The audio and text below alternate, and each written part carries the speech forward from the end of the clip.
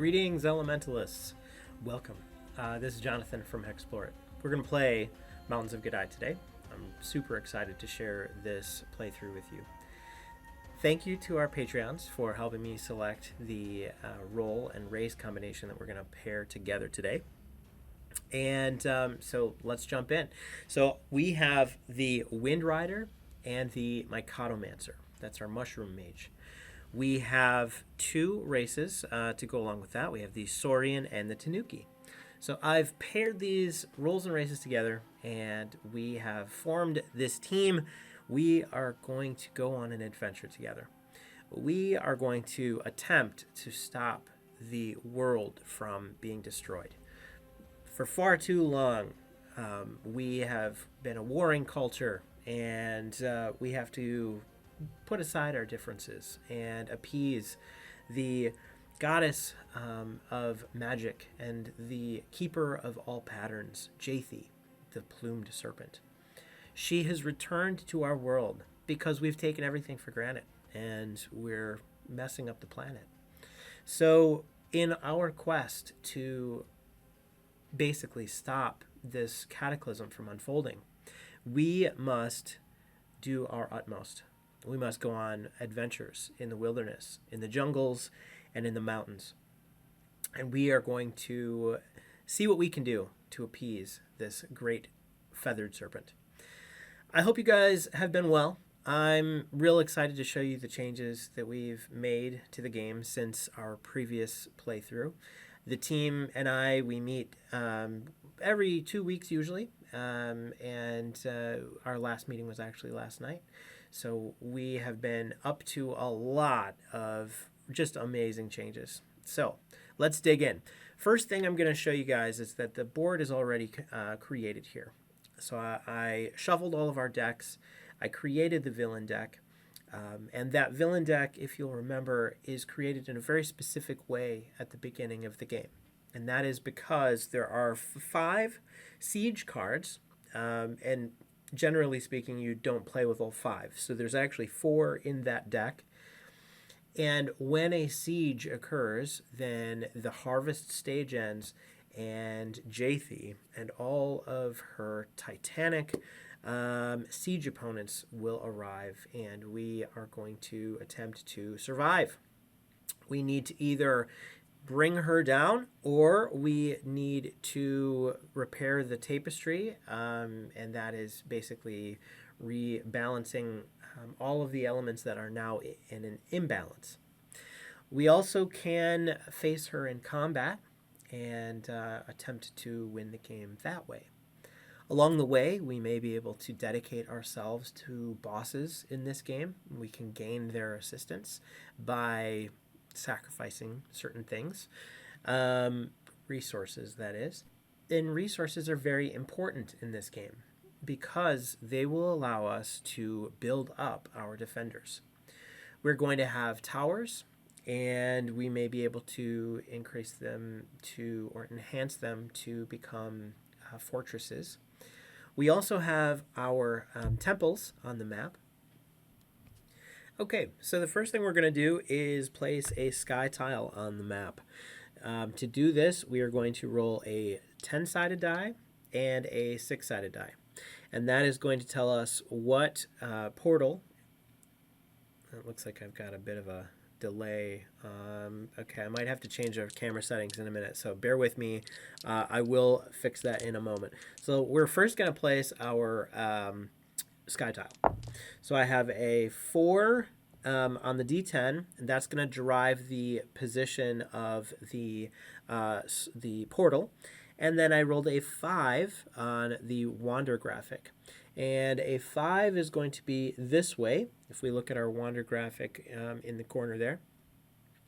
So it would be right here. Now I can't place a tile there, so I'm actually going to re-roll the D6, and it's a 2, and that means it goes that way. So we're going to place a tile here.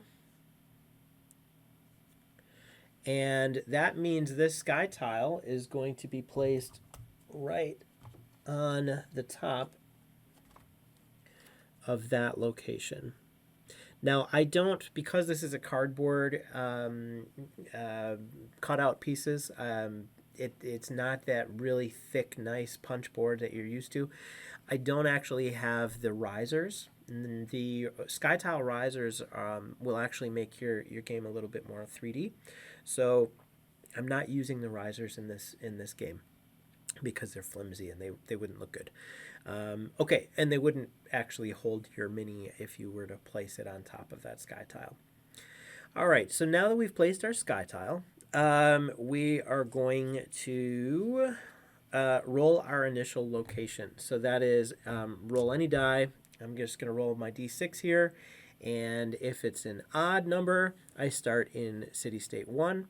If it's an even number, I start in city state 2. So it is an even number. So we will start in city state 2. So I will just place our hero right there. Okay, then we are going to flip over our 2 commission cards.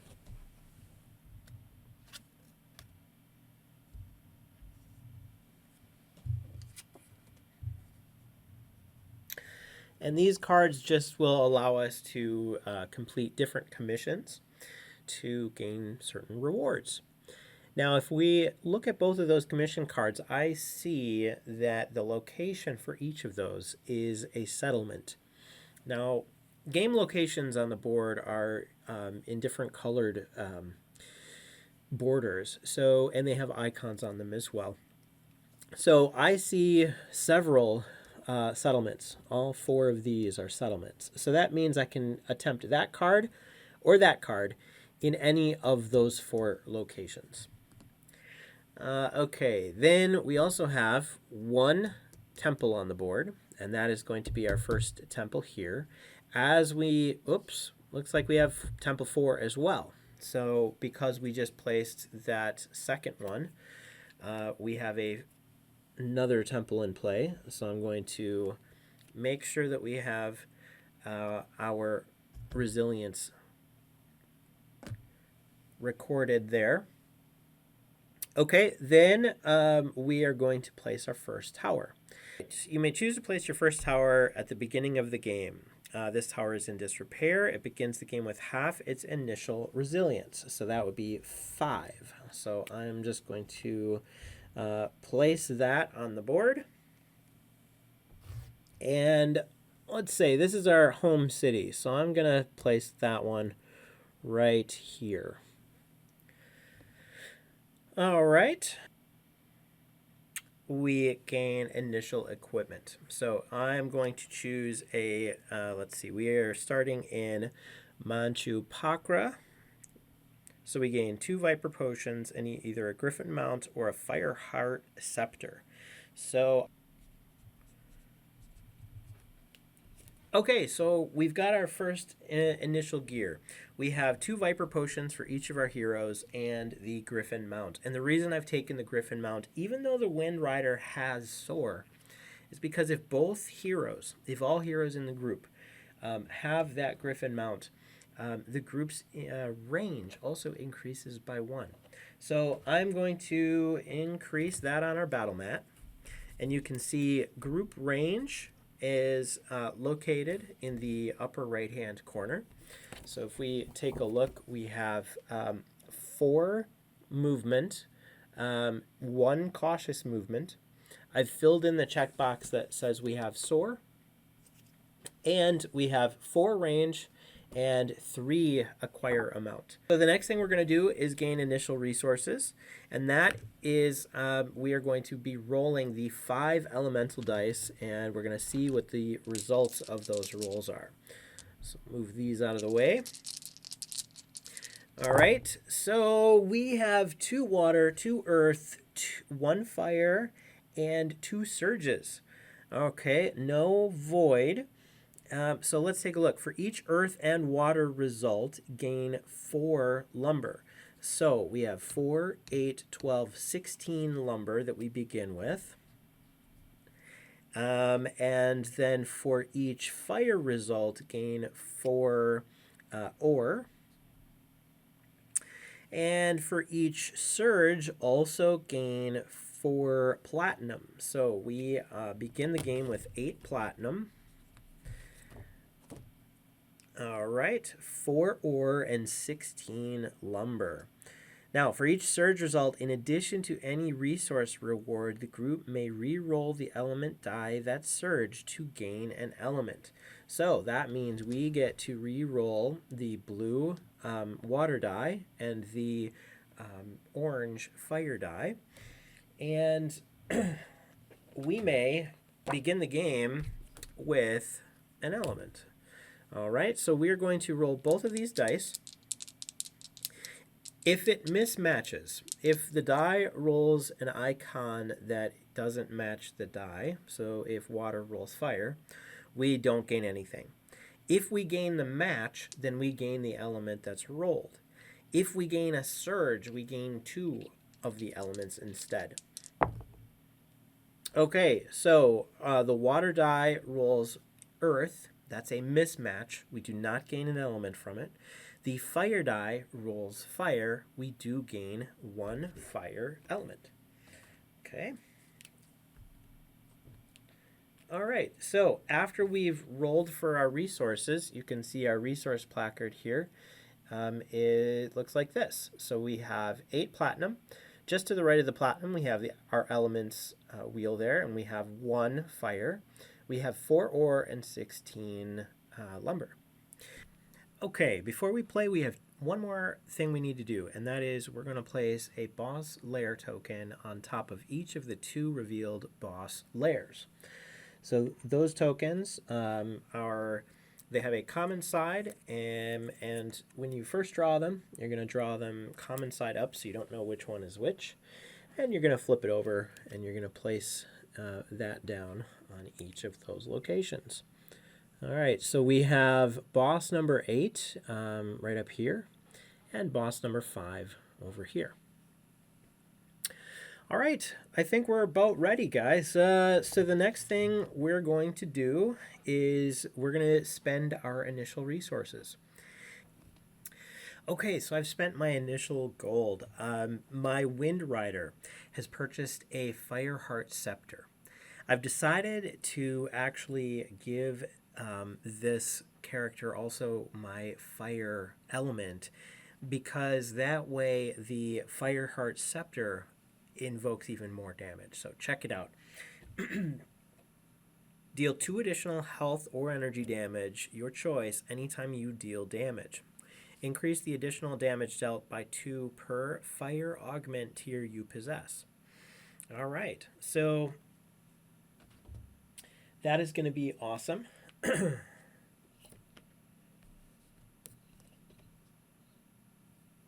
The next thing I did was I purchased the Ring of the Dawnmaker for my Catomancer.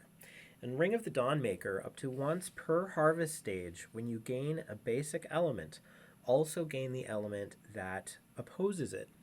Now we're really close to a temple here, so that means that we may have a good chance of actually getting some elements during the harvest stage. Even if we don't move, we'll be able to be in range. So I'm going to try and use that Ring of the Dawnmaker to double up on the elements that we are gaining. Okay, and then I pulled together 1 extra gold from one of my heroes here, and we purchased a Dimension Door. Now that's going to allow us to teleport to any other location on the map. I believe it's within range of a defender, so that'll be a good thing for us to use as well. All right, I think we're ready to begin here. Before I do, though, I want to double back to the fire element that we just applied to our Wind Rider. I'm going to actually move that down here just so that we can kind of see what we have. So if you'll notice, I have my Saurian race right here and my Tanuki right here. Now, the Saurian has a special ability that when you begin the game, you get to choose a element of your choice, and when you gain a tier in that element, you gain another one. So let's just go ahead and select fire, and that means we're also going to be rank 2 already in fire. So that'll be pretty good. I'm going to place 2 fire tokens down on top of this card just to indicate that we have tier 2. And this is going to mean that not only is the Saurian immune to fire, it also has weakness to water, and it can deal 1 siege damage per fire tier to air siege opponents. So just like we have the wander compass on the board over here, we also have, let's see, I'm not sure where it exists on, is it on this side? Oh yeah, it's all the way over on the side there. I can't hardly see it's over there, but I'll put it on the screen. So this element compass basically indicates the elements and what they are opposed by. So for instance, fire opposes air and water opposes fire. So when we gain a augment for fire, we're also gaining the weakness to water. Now, because he's also tier 2, in combat, his attacks cannot be evaded, and he deals +1 fire damage per fire tier. So he's doing +2 fire damage, and he gains counterattack equal to his fire tier times 2. So that means anytime this Wind Rider is damaged, he's going to clobber the opponent back for 4 extra damage. So now we're ready. Let's go ahead and take a look at the first part of the harvest stage. When you begin each harvest stage, the group will draw a number of harvest cards equal to their acquire amount. So our acquire amount is 3. That means we will draw 3 harvest cards. Okay?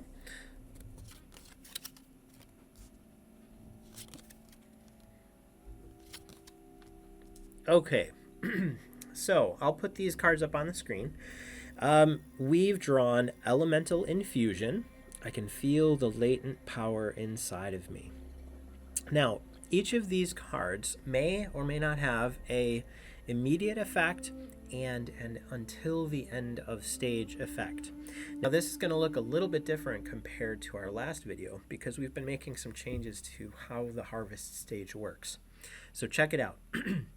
Until the end of the stage, these effects are going to be in effect. The immediate effect happens right away. So let's take a look at that. So each of these, Elemental Infusion and Transference, has an immediate effect. So we're going to roll those immediate effects right away. Roll a basic element die of your choice, re-roll results of Void, gain the resulting element.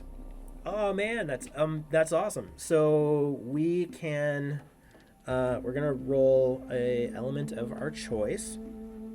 Let's roll water, because if we get water and I can apply it to my Saurian, then the Saurian will no longer have weakness to water.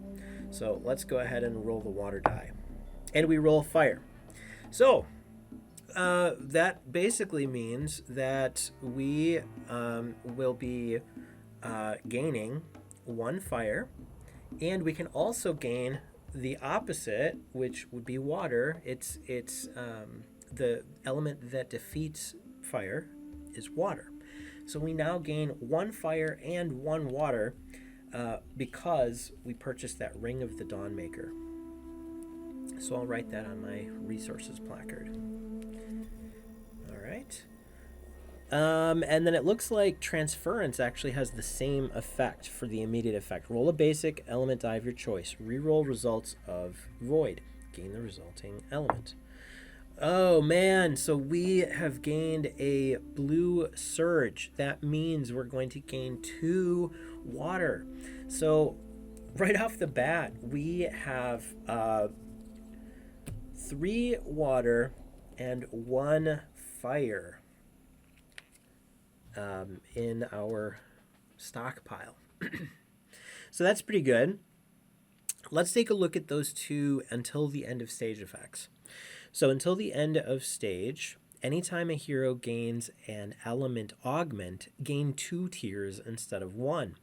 So we can apply it to the Tanuki as well, and the Tanuki can also gain 2 tiers. For transference, anytime a hero gains an element augment, choose a city-state, tower, or fortress in range. They gain the same augment for free. Wow, so we have doubled up how much we can use our elements, and this is going to occur until the end of the stage. So this is a great way for us to place more elements on our defenders. Okay, this third card that we drew is a treasure. And now this treasure does not have an immediate effect, and it does not have it until the end of stage effect. But we don't get the treasure right away. So if we read this card, it says, secure by traveling to any antiquity site. That's the white bordered locations. We have a few on the map. We have one on the sky tile. We do have soars, so we can get there. There's one over here, and there's one all the way over here. So we can go to those locations, any one of those locations, and then we get to take this treasure card. This intricate scepter was used in the bloodletting ceremonies in honor of the elder god Kokarev. It glows blood red whenever a living thing is near. Trapped inside it is the life essence of those who were sacrificed in its presence. During combat, heroes and allies die at -10 health instead of at 0. When combat ends, group members that still have negative health die. Oh, wow. That's huge. And the wielder bonus is +2 to health and +4 to energy. So that's going to be really good for one of us. I think we definitely need to get it before the end of the game turn. Before the end of the harvest stage. So at the end of the harvest stage, if we haven't gotten this card yet, then it goes away. It's discarded, and it's never seen again until you play again. Okay, so that is the beginning of the harvest stage. With that step done, now we get to start our gameplay. All right, so game turn number 1. Let's camp in place. I want to buy something now that we have revealed this treasure here. I plan on purchasing something in the city-state during the event phase. So we're going to camp. So let's go ahead and roll our skills. Don't have to roll navigate. So we're just going to roll our survival and explore. Now it looks like we miss everything. Looks like Yinwei, our Tanuki, my Katomancer, makes the survival roll, but otherwise we miss everything. So I'm going to erase some food, and we'll move right into the event phase. So the event phase, we are going to look at the Harvest Stage Aid card for a moment. And this is going to show us the different locations that we can harvest from. So now our range is 4. We started with a range of 3 because of our healer, but we've also purchased the Griffin mounts in the beginning of the game. Those were not purchased, they were free from the setup. So because we chose both of those, we get 1 extra range, which makes our range 4. Okay, so we get to choose 4, or up to 4 range away from our spot, 3 locations. And we're choosing 3 locations because our acquire amount is 3. Now we can increase this during play, but right now it's 3. So we're going to choose a number of hexes equal to our acquire amount within range, and those are going to be what we're harvesting from. Okay, so I think we are going to harvest from the settlement, which is here. That's going to give us 2 recruits, and it is going to give us a harvest of 1 specialist. So whenever you see the harvest keyword, we're going to roll a d10, and whatever follows that number is going to be the result that we need to get. So we gain a bonus -1 because we camped. So we're going to roll this die. It's a hex. That number is less than or equal to the harvest number of 4. So that means we also get a specialist. So I'm going to write that down on my resources placard. So that's the first location. The next location, let's try and go for another element through our temple here. So we are going, that's also a harvest. So a harvest of 4 or less. We get a -1 to the roll. And it's a 3. So we also get to basically try and get an element here. So let's go ahead and let's try for a earth. All right. So I'm going to roll the earth die. And whenever you're trying to get an element, you are going to look at the graphic on the elements placard, and it kind of shows you what occurs. Now, we did the same thing during the setup at the beginning of the game, so a mismatch will not yield an element. A match will yield whatever is rolled, and a surge means we get a 2. All right, so, and it's a mismatch. We do not gain that element. Okay, better luck next time. I think the third location we're going to harvest from is going to be, let's grab a, let's go for one of the mountain peaks, and we're going to try for a sky metal. Okay, so that is on the back side of the harvest card, and that is also a harvest 4 or less. We rolled a 6 minus the 1 for camping is a 5. Regrettably, we do not get a sky medal. Okay, so that is the first part of the event phase. The next part of the event phase is that we are currently in an event location, so we are going to also gain that action. So we're in a city state. We can revive, we can heal, we can perform a city state action, which is defined on the Empire placard. We are in Manchupakra.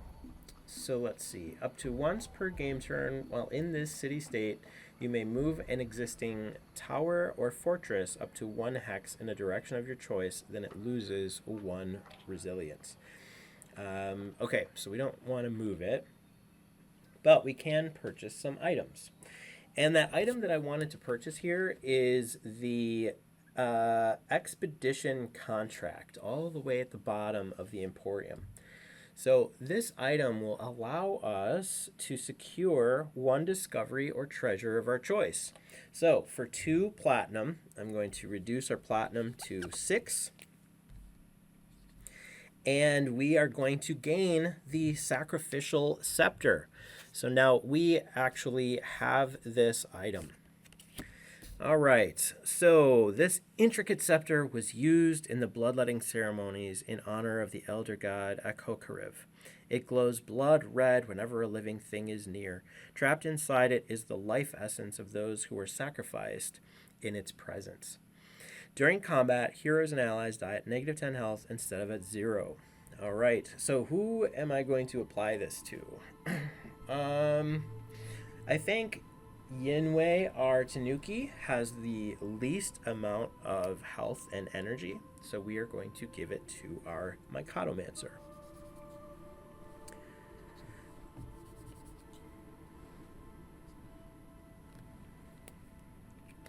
That +4 energy is awesome. All right, so I am going to place that right next to our Tanuki here. All right. And that is going to be the end of the event phase. Now, we next will have the villain phase. And the villain phase, during the harvest stage, we draw a Jaethi card. Open Rebellion. The people are terrified that this is the end. Riots are limiting the realm's capacity to act. Oh no! We just got these. Okay, for each recruit, where is it? Okay, right here. For each recruit and specialist in the stockpile, the group must lose either 3 food or 2 gold. For each that you are short, lose one of those resources, starting with the specialist.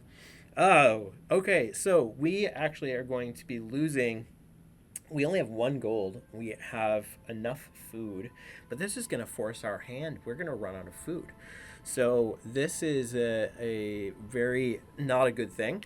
We have 2 recruits and 1 specialist in the stockpile, so that means we're going to get rid of 3. 1, 2, 3. We have 2 left, so we get rid of 1, 2, 3. And we're 1 gold short, so that means we lose our specialist that we just acquired. Oh, okay. Jaethi is already starting to mess with our kingdom. She is causing the land and its people to just be consumed with fear. Okay, so that's the end of that card. Now we're going to roll the void die. And that is going to tell us what opponent we're going to place on the first siege slot. And that is a air result on the void die. So we are going to take the top air card. I'm not going to look at it. And we're going to place it in the first slot. So we know that when the siege begins, we will have an air opponent, which is kind of nice. Check that out. Our Saurian has the fire element augment, and so he will be doing damage to air siege opponents. So that's pretty great. We'll definitely take that. Okay, so I'm going to discard this card here and set it off to the side, and then it's our turn again. I think the next thing we're going to do is we are going to go. I think we need to expand the map, get another map piece placed down, and then we need to go to the temple. So we are going to move 1, 2, 3, 4 right there. And we're moving cautiously because we're moving all along a river, if you can see that in the screen there. So we're going to place down a new tile.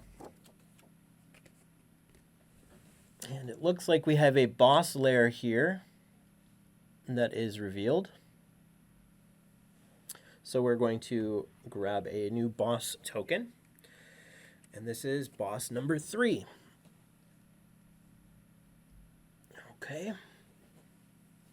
Boss number 3. Who is that? That's Tlako here. Ah, okay. All right. So that's our movement phase. We've moved cautiously. Now we get to roll our skills.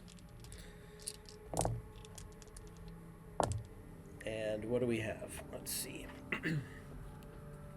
Miss. He's going to start starving. We miss. Okay, so we're going to wander, and our Wind Rider is starving. Our Saurian Wind Rider has reached the first level of starvation. Now, that basically means he cannot use energy during this time. Okay, so that's off limits. Then we have our Mycotomancer. We also miss Navigate, and we miss our Survival here. So our Mycotomancer is also starving. The second game turn of this game, and we're both starving because of what Jaethi has put us through. So we can't use energy. But he does get a couple gold.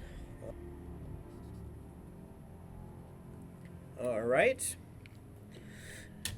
And then we have our event phase. We have 3 for our acquire mount.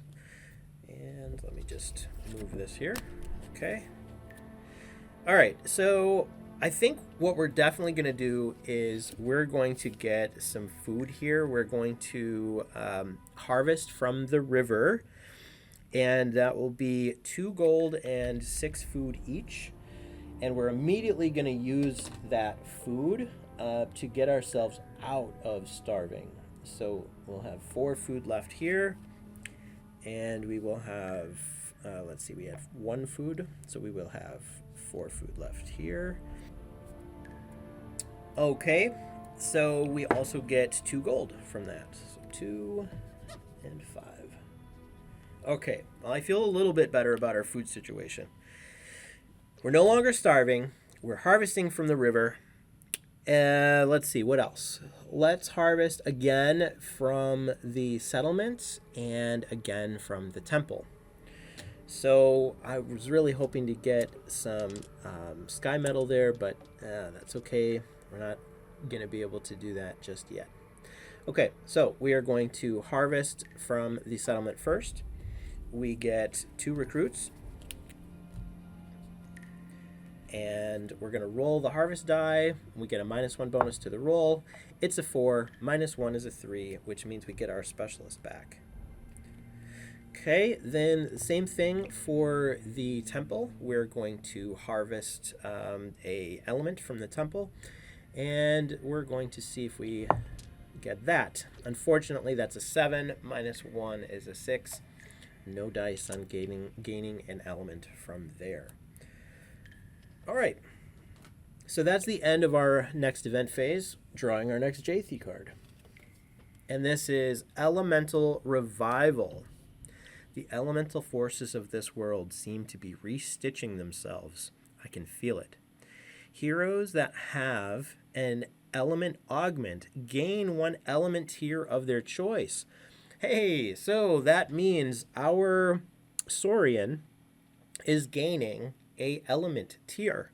So, and when our Saurian gains a fire tier, he gains 1 extra. And anytime a hero gains a element augment, okay, so this particular card doesn't trigger because it's not a new augment. It's just increasing the tier. So we do at least get 2 more fire tiers for our hero. So if you'll notice the back side of our tokens, it actually has a number on it, and it's a 3. And this is because we have a limited number of these tokens on the punch board. And so you can flip that token over, and it equals 3. That way you don't have to use as many tokens to show how many tiers you have. Okay, then we are done with that. After rolling to place a siege opponent card, increase Jaethi's resilience by 1 plus the matching imbalance amount. Okay, so I see that there is an encounter card here and that we're going to play. We see the encounter icon.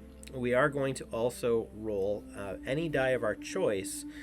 So let's roll another air die because we have a fire augment. There is a good chance that we will have an air result, which we're good against air. So let's do that. And it is a air result. So that means we're going to place a second air siege opponent on tier 1, or on the first siege slot. All right, then we have an encounter. We have to draw an encounter and face it. Okay, this is Nezumi. It is a creature. The Wind Rider is good against creatures. It's a Saurian. So, that's good. So this is a single creature. It has 6 health, 7 energy, and we're going to gain a food and a gold from this one. So I'm going to get out our battle mat here. I'm going to write that down. first things first, let's go ahead and do our favorite opponent damage. So, oh my gosh, we're going to be lucky right off the bat, and we're going to be able to have a exploding favorite opponent die. So we're going to roll this die again. The result is a 6. Whenever you roll the hex, you get to roll again and add on to the total. And that's a 5. So our Saurian, this thing comes right out of the jungle. It's like a mutated, gigantic rat. And it looks like he's been, he has not skipped leg day. He is just terrifying. And our Saurian Wind Rider just basically chomps him up into bits, like in the very first round. Now, let's see. We're going to have our Wind Rider defend and our Mycotomancer defend. Let's see what he does. He rolls a hex. Duel 2 energy and navigate. Those who fail are wounded, and it heals 1 energy. Oh, it also has evasion. Well, evasion doesn't count for favorite opponent damage, so that doesn't matter. But we do suffer. Let's see. They have defend of 2, so they suffer no damage, but we are still going to roll navigate. Is wounded. Let's take a look at wounded here. Wounded heroes suffer a -2 penalty to all ability and skill ranks until they receive healing. So, in fact, this wounded condition does persist after combat ends. So we do have to see if this creature is going to wound us in the jungle. That could be very bad for us, going forward. We roll a hex on the Wind Rider, so the Wind Rider makes this roll. Oh my god, did you guys see that? 2 hexes. So the Mycotomancer also makes this roll. So they feel emboldened by how things are going, because things are going well for now. Okay, so we get 1 food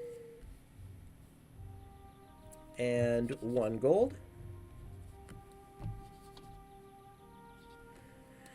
And then Jaethi's resilience is going to increase. After rolling to place the siege opponent card, increase Jaethi's resilience by 1 plus the matching imbalance amount. Okay, so the imbalance amount is currently 0. That will increase when we have our first siege.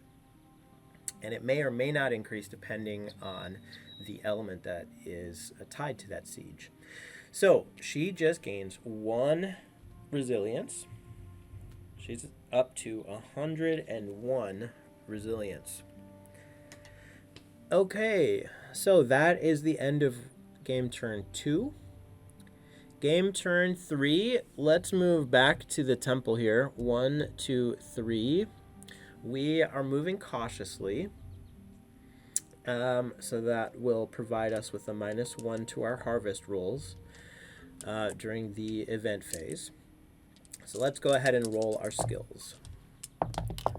That's a 3 and a 2 over here. Okay, so we have miss. Oh, we have a survival success. We don't have to eat that food. We're still, he's probably still full from that dire rat meal that he had. We have 2 over here, also don't eat, but we do get some gold. All right. Now we are into the event phase, and we will go ahead and we are going to harvest from both of these 2 mountain peaks, and we're going to harvest from the temple. Okay, so we have 2 chances to gain a sky medal, and we have a 4 minus 1 is a 3, and a 10 minus a 1 is a 9. So we do get 1 sky medal. Okay. Then we are going to harvest from the temple. We're going to roll a d10. And that is a hex. That means we do get a chance for an element. We're going to roll the brown. So this is going to be the earth die. And it's another mismatch. We do not gain an element. Now, 50% of the results on this die are on all of the element dice are a mismatch. So it's not guaranteed that we are going to find one here. All right. So then we have our temple action. What can we do in a temple? There are lots of things we can do in a temple. Okay. So if we look at the temple placard, we can see a whole bunch of things that we can do. First of all, we heal all vitals and negate any conditions upon entering a temple. That's one of the nice things about coming here. We can do any number of the actions listed in the table below. So we can augment, we can create void, we can remove an augment, we can siphon essence. So all of this stuff is something we can do. So I think what we're going to do is augment. We have, let's see, we have 3 water and we have 1 fire. And I want to take advantage of this transference until end of stage effect. Because anytime a hero gains an augment, we get to choose a city-state, fortress or tower in range, and we can also apply whatever we're applying to that location. All right, so I think what we're going to do is we are going to apply fire to our Tanuki. And so we will go down to 0 fire.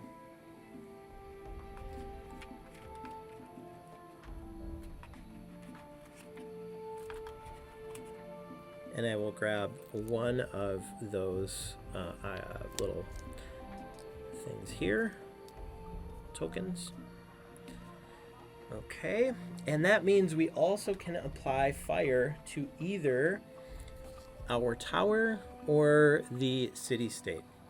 And I think I'm going to apply it to the tower because it will be out in, it'll be further out, and it might capture a siege opponent sooner than the city-state will. So I'm going to add fire to our tower. That will also be very helpful against those air opponents. Okay, then I think we will add a water to... Should we do a water to each? Let's just do a water to the Saurian. So we are going to add a water card to our Saurian. Just going to move this around a little bit here.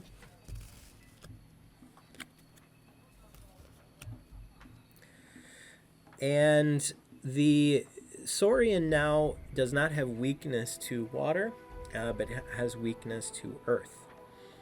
But we can also do damage to water siege opponents.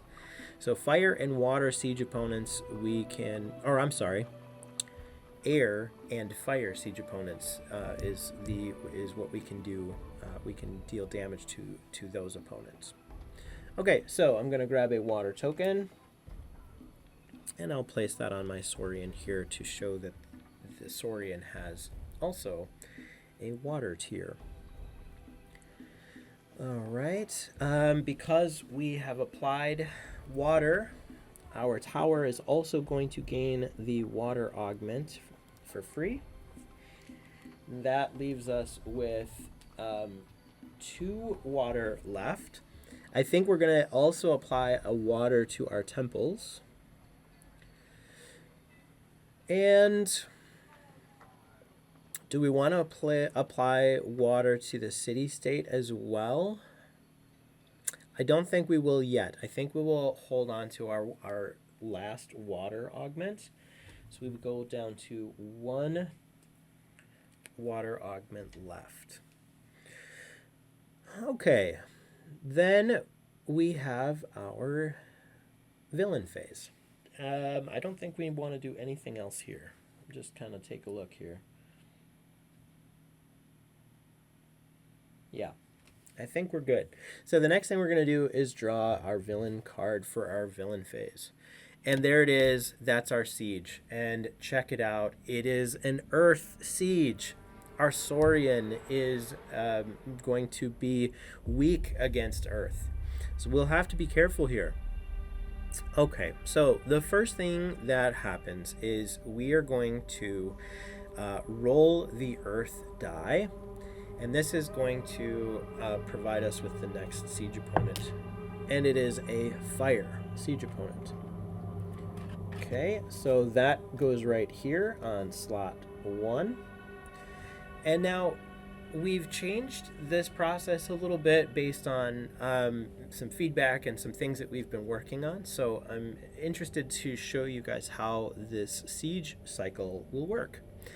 All right, so the first thing that we're going to do is the harvest stage ends. We're going to read the top of the card. Increase the siege wave by 1. And we're going to do that on the short count calendar card.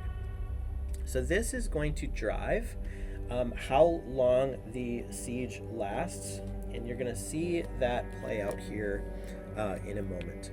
Okay, so we're going to fill in the first bubble on the siege wave on the bottom. That's going to show that we are currently in the first siege wave. Now we roll a d6 and we increase the calendar by 2. 2 plus the siege wave is 1, so 3 plus half the roll result, and that's rounded down, so that would be 2. So I'm going to fill in 5 bubbles on the siege duration, and that is going to basically show us how long this siege is going to last. Okay, next step, we're going to increase the Earth imbalance by 1 because the siege card is an Earth siege. We're going to record this on Jaethi's siege placard. And we can take a look at that placard. It's going to show us a few things. Now, Jaethi is going to gain passive abilities whenever an imbalance is 1 or higher. So in this case, we are looking at the Earth imbalance. And the passive for that is, while Earth imbalance is 1 or higher, Jaethi has Bulwark equal to Earth imbalance and Tremor. Okay, so on the back side of the siege placard, we have the siege keywords. Bulwark, we can see what that does here. I won't read it out loud because we don't need it just yet. But you can kind of take a look at it and pause the video and see for yourself. So we have Bulwark and Tremor. Okay, so we're going to record that on the battle mat. So right here on the battle mat, you're going to see on the bottom, you're going to see Jaethi's abilities here. So we have her power, her range, her resilience, and then her passives are on the bottom. Okay, so I'm going to mark that she has both Bulwark and Tremor, and that's just going to help remind me as we have the siege sequence unfold. Okay, so the next step after we have increased the imbalance, we are going to roll to place our siege opponents. We have 2 siege opponents in this siege. We have Jaethi herself and siege slot 1, which has 3 opponents on it. Okay, so again, just like we did for the sky tile, we're going to roll a d10 and a d6 for each of them, starting with Jaethi. Okay, so we have portal 4, that's over here again, and 2, oh, same location, right here. So Jaethi is going to, oh, this is an interesting thing. Okay, so I haven't talked about this. Sky tiles, because they have risers, it is possible for a sky tile to fall back down to the earth. When a sky tile falls back down to the earth, all defenders lose 1 resilience. So because we are using this sky tile here, and it would normally have a riser on it, we're not using the risers in this particular game, but it certainly has one. So we are going to pretend that we've removed that sky tile riser and Jaethi has arrived here. So we're going to reduce each of our defenders by 1 resilience. Oh, that's not good. Oh man. Tower 1. I'm worried that Tower 1 is gonna get clobbered. Okay, I'm just gonna grab this one and this one.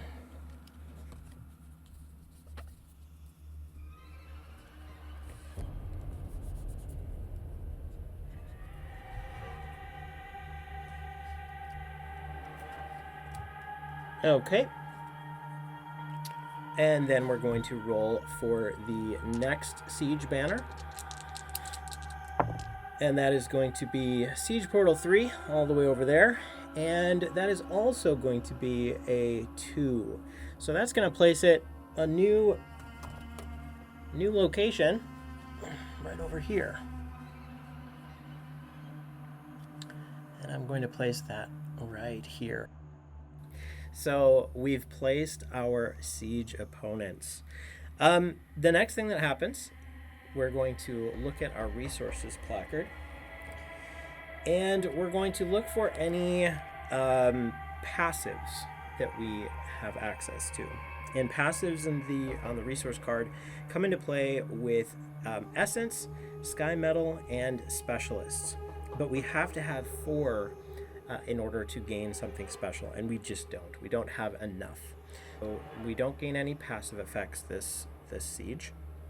Finally, we will be removing any discoveries or treasures that are on the board, and we have none to remove. Okay, so that is it. Finally, one last thing. We are going to flip over the first card, the first siege card. And it is Zuiacotl. It came from the sun. All right. Okay, it has Swift, so it is going to move much faster than other siege opponents. Okay, we're going to leave that right here for now, but I'm going to refer back to it in a moment. All right, so that's it. That's our transition from Harvest to Siege. In our last playthrough video, we had a number of different effects happening all at this time, and it took a lot longer to do. So we've cut the transition between Harvest stage and Siege stage down to about a 5-minute process. So, okay. Next is we remain in the villain phase, and we are going to get started directly with this siege. So let me just organize my table here a little. Okay. At the beginning of the villain phase, during the siege stage, we move Jaethi a number of hexes based on the current imbalance toward the nearest city-state. Now, her movement, because she is currently Earth, her movement is 1, and we find that on the imbalance placard. So we're going to move her 1 hex right here. Let's move her that way. Okay. Then we roll the current imbalance. So in this case, the imbalance is Earth. So we are going to roll the Earth die. And we get an Earth Surge. Oh, okay. So we've rolled an Earth Surge. First of all, we add 1 to the imbalance. So now Earth imbalance is 2. If we have 3 or more cards equipped to defenders, the nearest defender with an equipped card must discard it. We don't have any equipped cards yet. Then play the match result. If imbalance is 3 or less, we add +1 to the imbalance. If imbalance is 4 or higher, remove a random sky tile riser. So while she has the Earth imbalance, if there are more sky tiles on the board, she will be dropping those sky tiles wherever she is on the map. And and she will be doing damage to all of our defenders while she does this. Thankfully, we only have one sky tile in play at the moment, and it does not have a riser. It is already crashed down to the earth. Okay, so the next thing that happens is we increase that imbalance by 1. So it's now imbalance of 3. Okay, next we are going to move each of the siege banners. So in this case, we have 1 siege banner. This particular siege banner has Swift, which means it moves 2 additional hexes, and it treats only city-states as magnetic locations. And it's in slot 1. So it is moving 2 hexes plus 2 because of Swift. It's moving 4 hexes toward our city-state. There it is. Now it's already within range. We are in range of it. 1, 2, 3, 4, 5. No, we're not. We need to move 1 more to be in range of it. Okay, but let's take a look at that card. Okay, Zuakotl has a range of 2, so it cannot reach us yet. Okay, I'm just going to keep this card over here instead of putting it back. Okay, so that is the end of the movement phase for the villains. Then we have a siege. The top siege opponent for each siege banner is in play. So that's this guy here.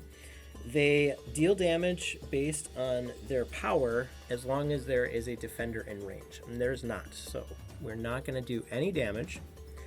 Jaethi's range is 2, so she can only get to about here. And that means their turn is over. So next up is the defenders get to defend. We have a tower with a range of 2, so it's not going to be able to reach over here.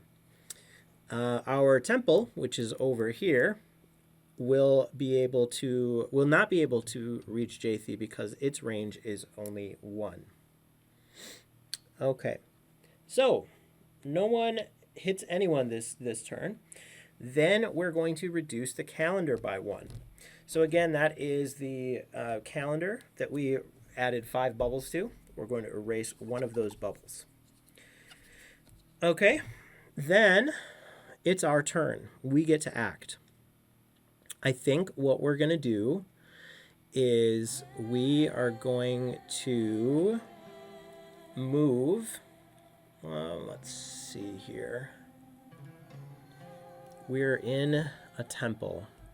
So I think we're going to stay where we are, because what I would like to do is actually get a dedication.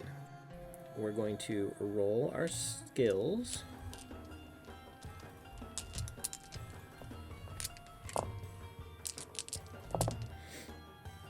Okay. Our Saurian actually has a very good day and rolls everything, so we are good to go there. We get 2 gold.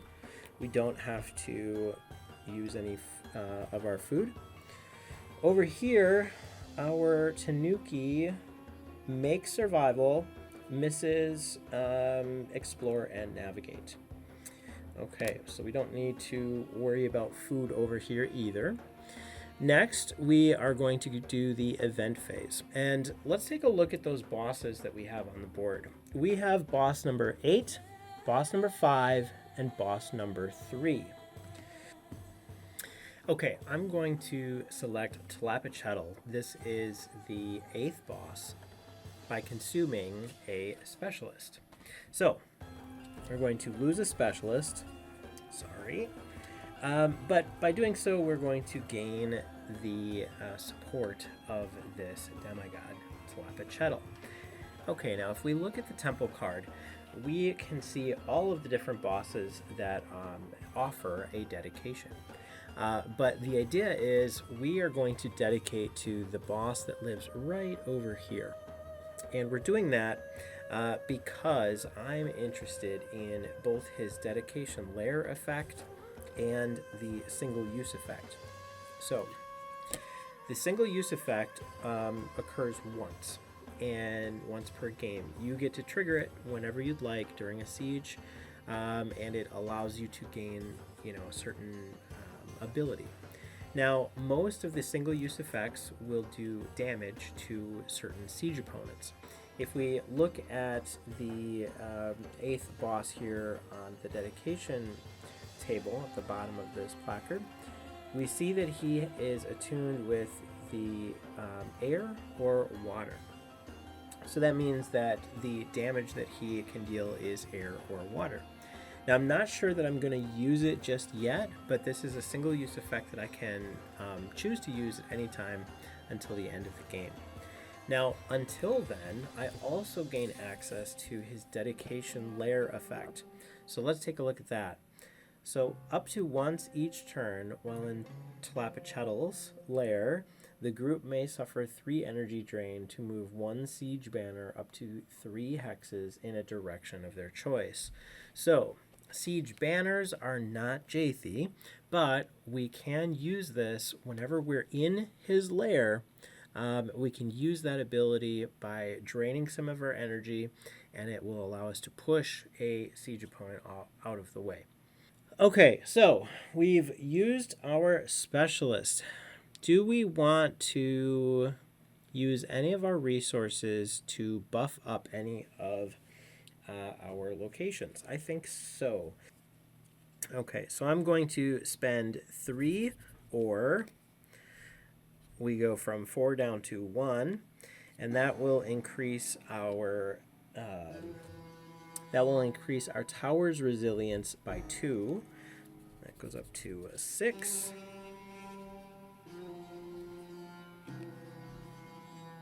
Okay, so we've spent our resources, we've gotten our dedication. I think that's going to be it for us. This means we move into the siege phase, or the villain phase, and Jaethi is going to act. All right, so that means we are going to have her move. She moves 1. Because the current imbalance is Earth, now we are going to roll the Earth die, and we're going to see what happens. And it is Earth again. Okay, it's a match. So if the imbalance is 3 or less, add +1 to the imbalance. That is the case. So imbalance is going to go up 1 more time to a 4. Our imbalance is 4 for Earth. Okay, then she is not in range of the tower, so she's not actually going to deal any damage to it. That's a good thing, for us at least. Next, we're going to move the other siege banner. So that one will move, what is it? It would be 4. It has a base movement of 2, and it has swift. So it's moving 4 hexes. 1, 2, 3, 4. Look at that. It's only going to move until it gets in range of the target. Okay, so let's take a look at this siege opponent's abilities. First of all, it says it's immune to air. It has swift. It has Ignite of 5. Now, let's look at what Ignite does. So, Ignite is any heroes inside a defender damaged by this siege opponent suffers X energy drain and are wounded. The number of specialists in a defender reduces the numeric value of this keyword. If a defender is damaged by this siege opponent and the heroes are in it, the heroes will suffer some damage and become wounded. Well, guess what? We just so happen to be inside a defender, and it is temple number 1. And so it is actually going to do damage to both our temple and our city-state. Okay, so let's take a look at the consume keyword, because that's the next one on this card. Consume is followed by a resource type and amount. Reduce the stockpile amount of the resource shown by the consume amount. Siege opponents with this keyword reduce the stockpile amount each time they deal any damage, any amount of siege damage. If there are none left to consume, a city-state of your choice loses 1 resilience instead. So not only are we going to lose essence, if we don't have any to lose, which we don't, it will also be doing some damage. Okay. Finally, we have other siege opponents gain a +1 power when Zehkotl enters play. And unfortunately, that also means that Jaethi is permanently going to gain a +1 power. So she is actually at a 5 power right now, which is insane. That is, oh my gosh, we are going to be in some trouble here. Okay, so we have some work to do. Let's see how this will unfold. The first thing that happens is we have Zehkotl, I can't say that word, Zehkotl is going to deal its power of 2 to the city-state 2 and the temple. So let me grab that. And this is fire damage.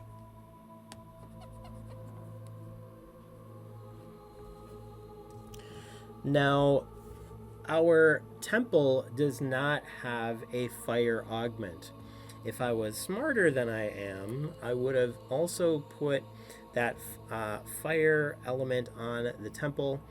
I wanted to get, dual bang for my buck, so I put it onto the tower instead of the temple, and I basically was able to get 2 instead of 1. But had I actually put it on here, we would have been able to not suffer any damage. That's okay. All right, so temple number 1 is going to take 2 damage as well. And now the heroes are going to take that ignite damage. So we're each suffering 5 energy drain. Okay. All right, so that is the end. Oh, we have consume effect. We have that consume effect. We do not have any essence to consume. So instead, we are going to have 1 city-state suffer 1 resilience. And I'm going to actually have this one over here suffer 1 resilience. Okay. So that is the end of the attack phase for our villains. Now it is our defend phase. So let's see. Our tower has a range of 2, and it's not in range of anything. Our temples have a range of 1, so they're not in the range of anything. Our city-state has a range of 2, and so it will actually have the potential to do some damage to this opponent. So let's take a look. Manchupakra, it has 3 power, 2 range, and 3 potential. So what that means, we're going to roll a number of 10-sided dice equal to the potential, and each of the dice have the ability to affect the target if it rolls a 3 or less. Okay, where did I throw this one? I'm not sure which one it was. I think it was this one. Okay, I think I may get this wrong because I wasn't paying attention. I think these dice were in the corner, and I threw this one, and then these 2. So let's take a look. And I'm sorry if I threw the wrong one, but okay. So we have a hex, and we have a 2. Both of these are hits. Now, a normal hit is worth 1 damage. A critical hit, which is a hex, is worth 2 damage. So this particular location has done 3 damage to this particular opponent. So on the battle mat, we're going to take a look at that. The opponent has 5 resilience, so we're going to go from 5 down to 2. All right. Okay. And then we're going to look at our heroes. Our heroes are in range of this opponent. The Saurian has a water augment, and that's going to allow the Saurian to deal 1 siege damage per water tier to this fire opponent. So it's going to do 1 damage. And we have 1 left to go. All right. Then we have the calendar reduction, because that will be the end of this siege turn. Okay, and our calendar is down to 3, I don't know if you can see that, but 3 little bubbles left to go before this is complete. Okay, it's our turn again. Next, I think what we're going to do is we're going to go 1, 2. We're going to move cautiously on the road up to this particular location. All right, so let's roll skills.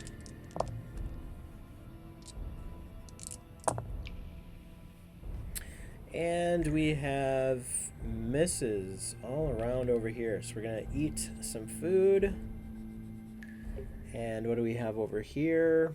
Miss, make survival, and we make navigate. So we don't need to eat food over here. Okay.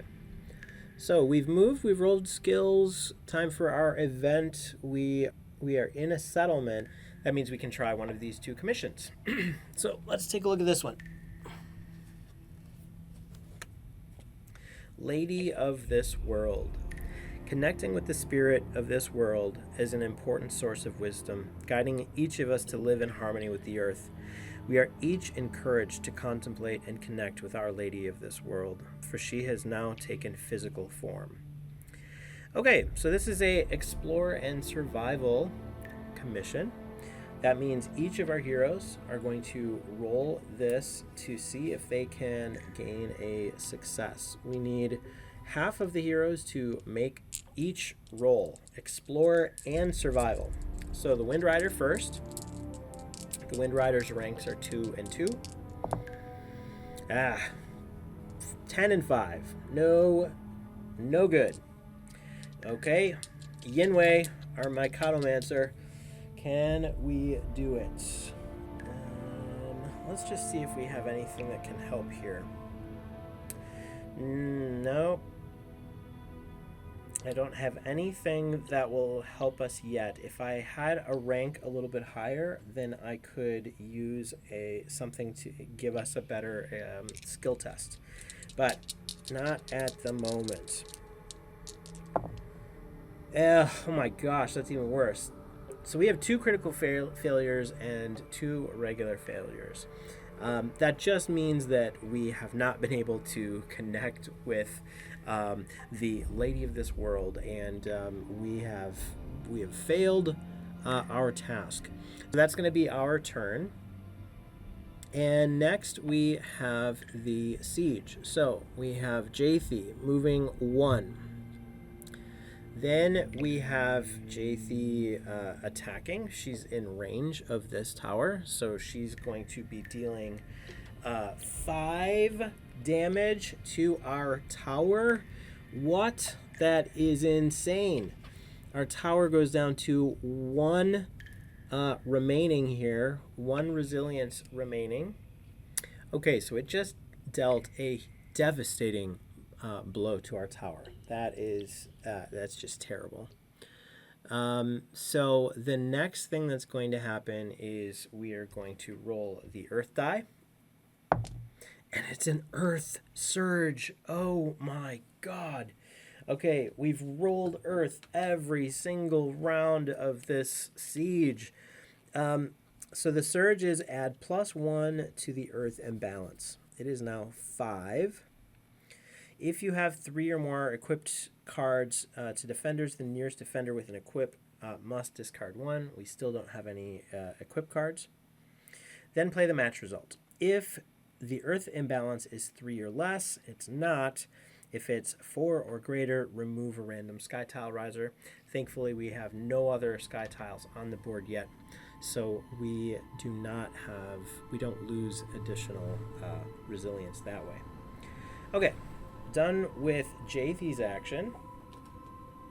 Next up, we have the siege banner. And so this siege banner now is not going to move. It's going to do the same thing it did last turn. So it's dealing 2 damage to Manchupakra. Goes down to 15 resilience.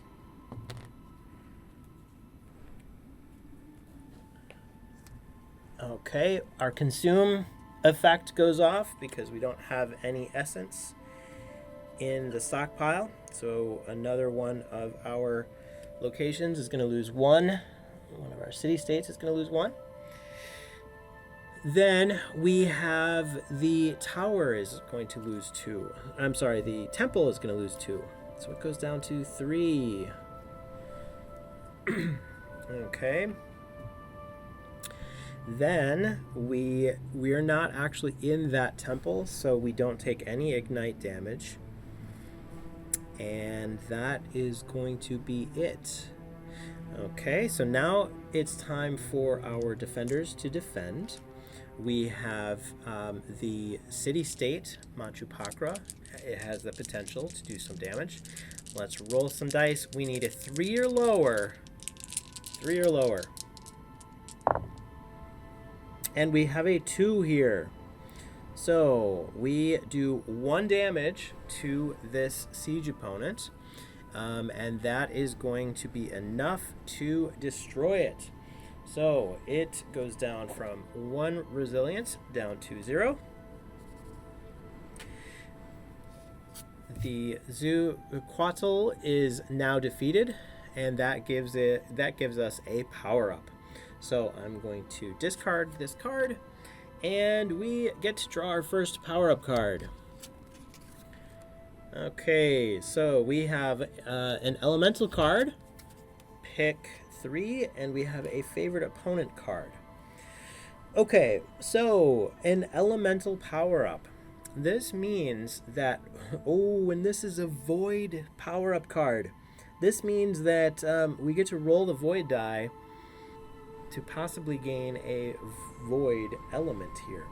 So we're going to roll this die. We're going to want a void result. And it's a void result. That means we, let me just double check. Yep, we get to have a void augment. All right, and who's it going to go to? Let's give it to the Tanuki. Okay.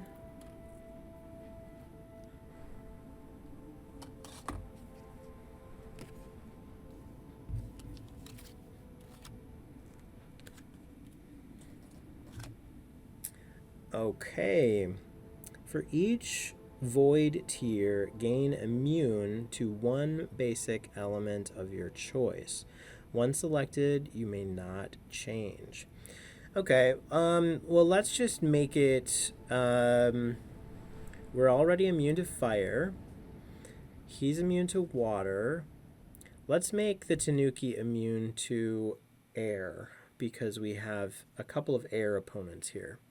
So we'll do that. And I will just add a air icon just so that we know what we are immune to. So I'm going to apply these power-ups to my hero, and I'll be right back.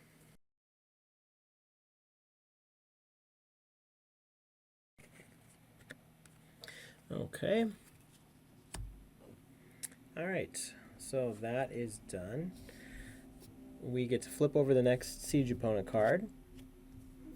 And this is Elemental. Draw an encounter. It is now a siege opponent in this slot. It gains immune to air and the following qualities. Okay. And this is the Storm Harbinger. Oh my gosh. Oh my gosh, you guys. Okay, check this out. So this Storm Harbinger, and I'm just kind of freaking out a little bit because we actually we just created this new effect for some of our encounters.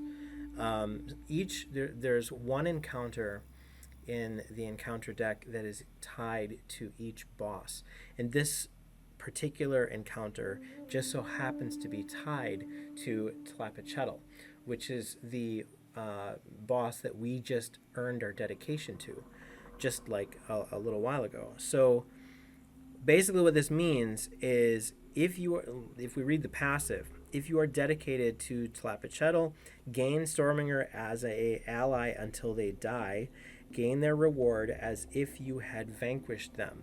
So because this is a siege opponent, this is such a strange occurrence that it's happening as an attachment to this siege card. The siege card then basically is immediately vanquished. It's vanquished, like we gain the reward as if we vanquish them. So the element card on the bottom right, it shows what the reward is, and that is a gear upgrade. So each of us are going to get a gear upgrade out of this, and this particular opponent is going to be just vanquished.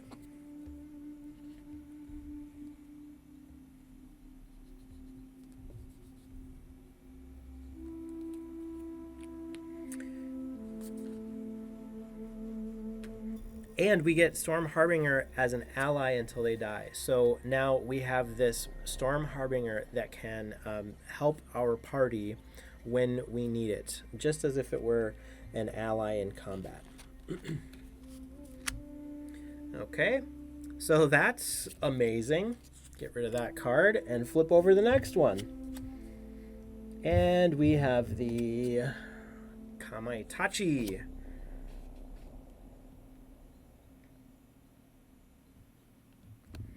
Okay, so they're immune to air and earth. They are swift, and defenders may not use equip effects while in range of this particular opponent. Okay, so they've done damage, we've done damage. That would be a new game turn. So a new game turn will now begin. Before it does, we reduce our calendar by 1. So we have 2 more rounds of this siege, and we need to do something to save our tower. So that was a particularly brutal game turn. We have 2 turns left in order to survive this first siege. Now, let's see what we can do. I think we're going to camp and stay where we're at because I want to really get this commission taken care of. I really need to take care of this commission. So, first thing we're going to do is we're camping in place. That means we're going to be healing some of our lost vitals here. That's 3 for each of us. All right.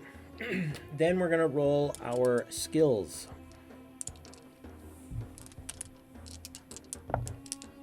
And I see a hex. That means we're going to get 1 tier 1 resource, and we will take ore.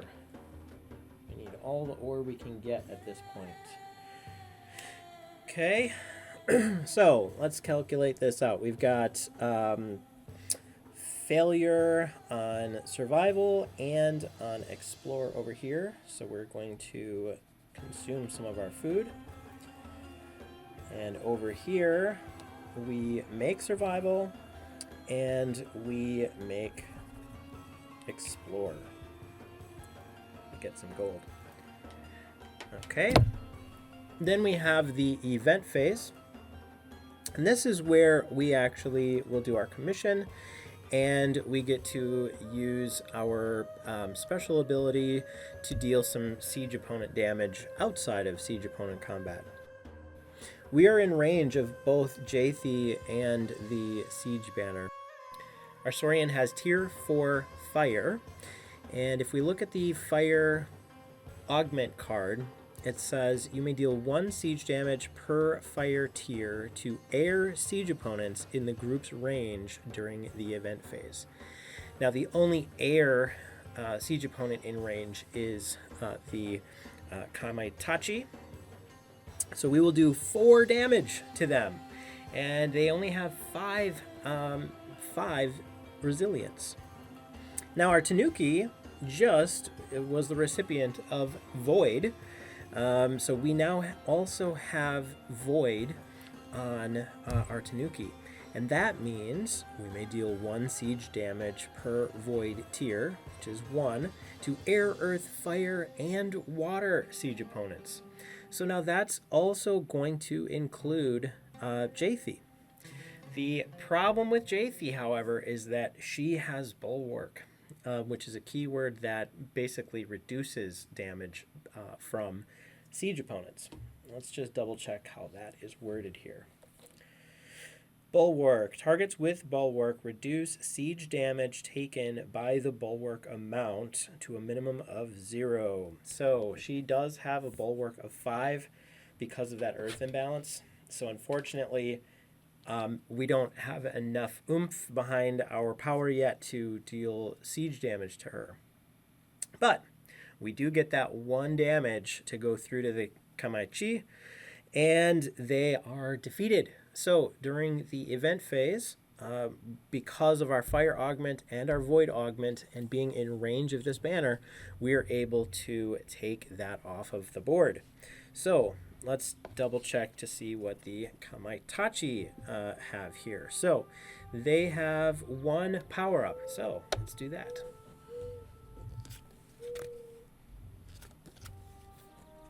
Okay. And then we have a resource card. Oh, look at that. It's 3 ore. That is awesome. And we have an elemental card, which is air. Okay, so I'm going to take a quick minute and apply these to my characters. Be right back.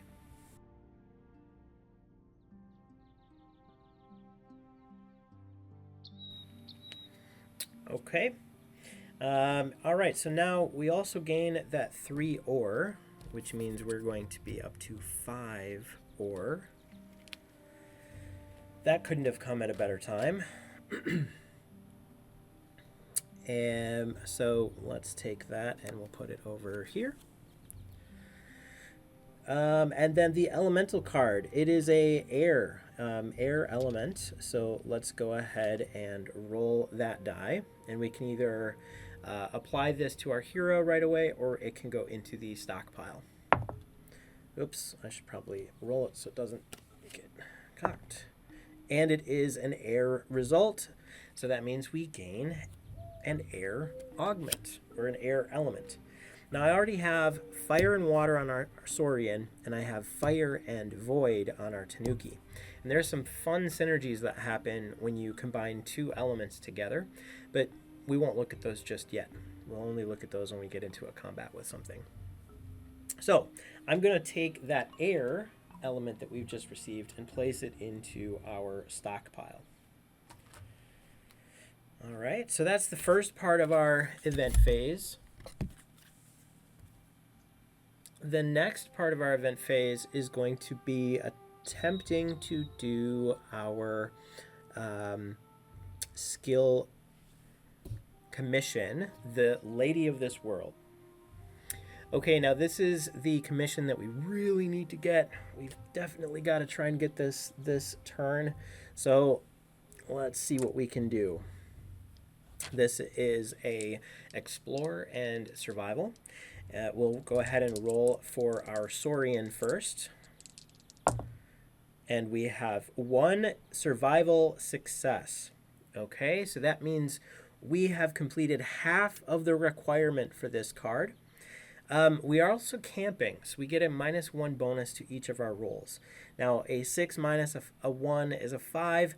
Unfortunately, our Wind Rider only has 2 for their Explorer rank. So let's take a look at our Mycotomancer. Can our Mycotomancer take care of this? We still can't use this mastery bonus outside of combat just yet. We're 1 rank away. That would be super nice if we could do that, but that's okay. So what we're going to do is roll both of our dice. The Mycotomancer currently has 5 for Explore and 6 for Survival. So we need a 6 or lower on the yellow die in order to make this. And it's an 8. So we don't make it again. That's okay. We will try again next turn. So we don't manage to gain the commission card. The next thing we get to do is we can spend some of our resources if we so choose. But I don't know that I want to, just because our tower is going to fall anyway, and we're going to need to rebuild it. Now, when your defenders fall, at least your fortresses and towers, you can rebuild them. It just costs a little bit of platinum to do so. So we aren't going to lose all of our all of the investments that we've already made into this tower. We won't lose those, but we will have to throw some platinum at this problem in order to revive this tower, rebuild it after the siege is completed. So I think at this point I just need to let it fall.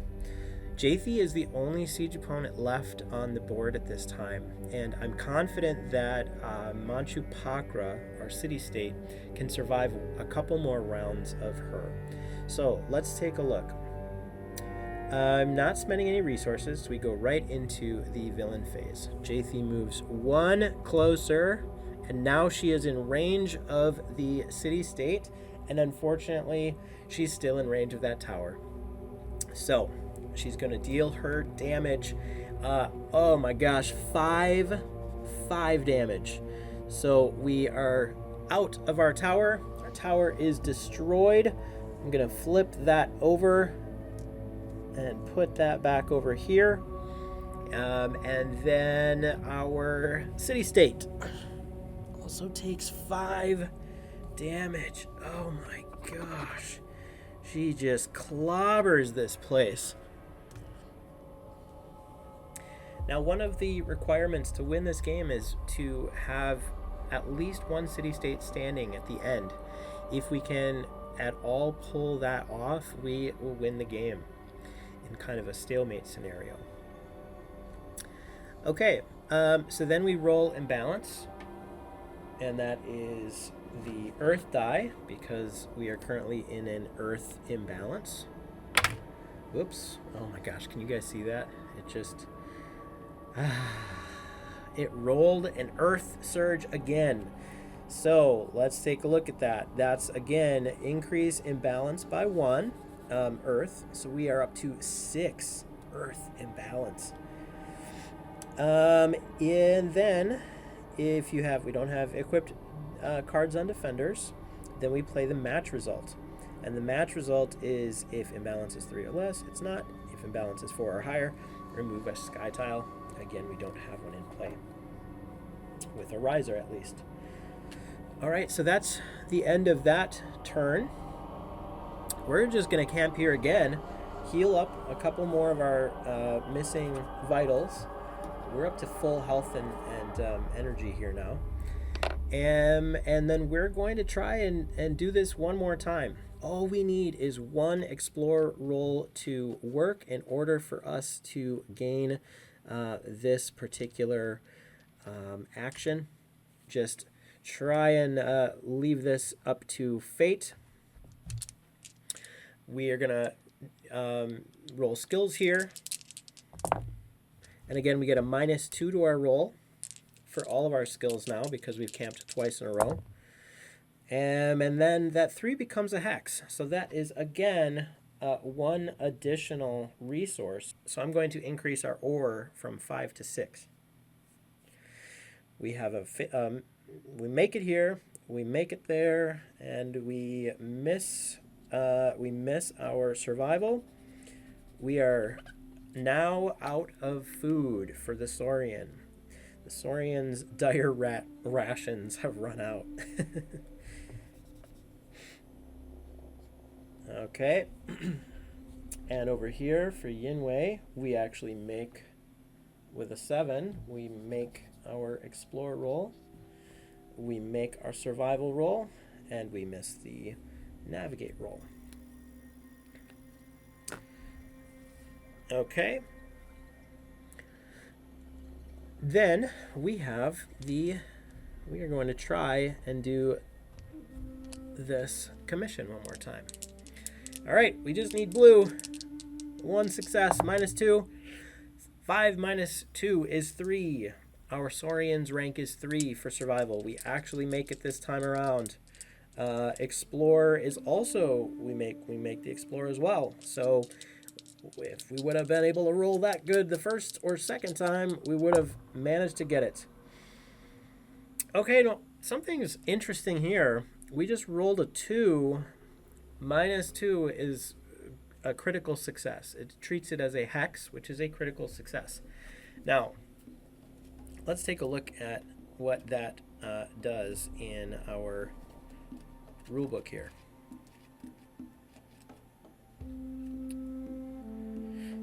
If any hero critically succeeds at least one stat test to complete a commission, the group gains double the commission reward.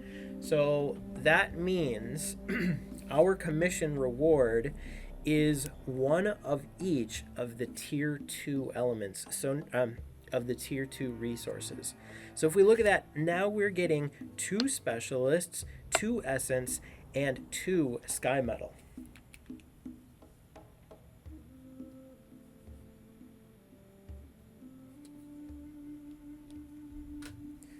Okay, now this also has an equip card attached to it, and it says this defender succeeds all potential rolls. If this defender has a void augment, siege opponents targeting this defender lose all keywords they possess. This is a wonderful card. We need to get our tower back up and equip this card to our tower. I think this is going to help make our lives a little bit easier after we've taken this beating. Okay, and this is going to be the last siege of this, the last turn for this siege. So Jaethi does not move. She stays where she is. She deals damage, and now she's in range. Oh, she was in range of that temple actually last turn. So our temple, regrettably, temple number 1 is destroyed. This would have been destroyed last turn. I just didn't see it because of where Jaethi was. So we're going to place a hex token on top of that location. Unfortunately, it has been destroyed. Okay, then she deals damage to Manchupakra, which is 5 more damage to our sacred home in the lush jungle mountains of Manchupakra. It has 5 left. Had this siege gone on for 1 more round, Manchupakra would be destroyed. Thankfully, this is going to be the last one. Okay, so let's roll that element die as part of the last part of this siege phase and see what she does. Okay, now this is our first mismatch on the imbalance die that we roll. So if we check out Jaethi's siege card here, we find that a mismatch equals, it's either you choose one, you play the element rolled below, or you draw and face an encounter. I think I would rather draw and face an encounter than lose an item that grants us soar. And we would roam as well. So that could push us potentially into her range where she could deal some damage to us. So I definitely don't want to do that. I'd rather take the encounter. And we have Void Orb. Okay, so this is a spirit. We're not good against spirits, but that's okay. It is tethered. And it is energetic, which means all heroes are dissonant.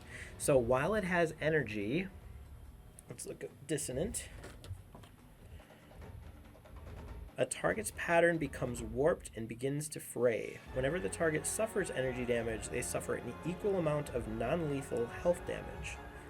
Okay, dissonant heroes also suffer a +2 penalty to stat tests. Okay. All right. So this is, it has 7 health, 9 energy. And how are we going to destroy this thing? We have our Storm Harbinger is also in the combat with us, so it will be able to provide us with some aid. Let's roll that first, I guess. Let's roll a d6 to see what the Storm Harbinger does. We have a 4, so that's deal 5 piercing water health. Okay, so it's piercing. So I'm going to write that down in the piercing box below the battle mat. Okay, then let's see.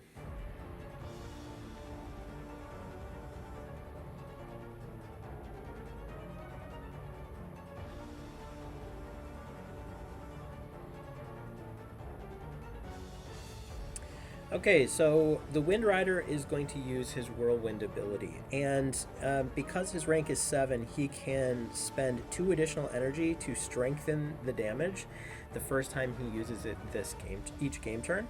So we're going to get a strengthen effect on it.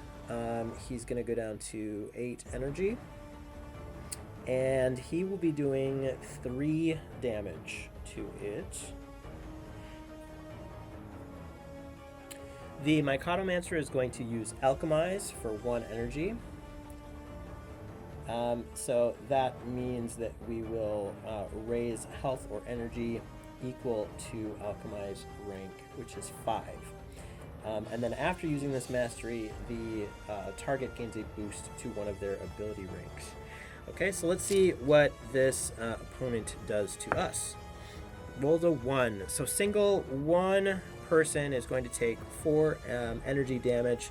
All right, so let's go with green for our Wind Rider, yellow for our Mycotomancer, and blue for our Storm Harbinger. Highest die roll is the Storm Harbinger with a 6. So the Storm Harbinger is going to take 4 energy damage. This thing is completely dead, and we get 4 gold as our reward.